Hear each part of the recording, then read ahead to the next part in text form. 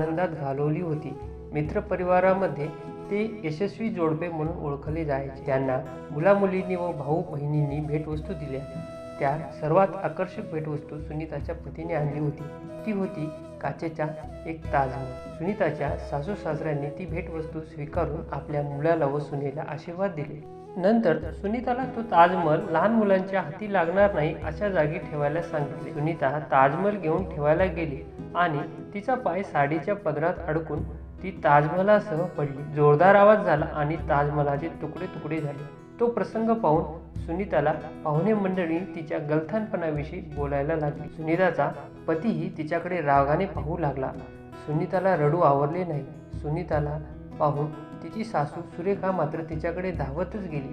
तिने तिची समजूत घालत सांगितले की ताजमहल फुटला ना, काळजी करू नको, तो पुन्हा आणता येईल. सास भी कभी बहू थी असे म्हणत तिने तिचा गतकाळ उपस्थितांना सांगितला. त्या म्हणाल्या, मी सून असताना जे भोगले ते माझ्या सुनेसोबत होऊ देणार नाही. सुनीताच्या सासूने एवढे म्हटल्याने वातावरण बऱ्यापैकी थंड झाले. ताण सैलावला. सुनीताची सासू पाहुण्यासमोर सुनीताचे गुण गात. सुनीता देखील तिच्या कामात व्यस्त झाली आणि मनात विचार करू लागली, अशी सासू सगळ्यांना मिळाली तर थोडक्यात सून देखील मुलगी असते. चूक प्रत्येकाच्या हातून होते. त्यामुळे सुनेला मुलीसारखी वागणूक मिळायला पाहिजे का नाही, कमेंट करून नक्की सांगा आणि व्हिडिओला लाईक आणि शेअर करा. धन्यवाद.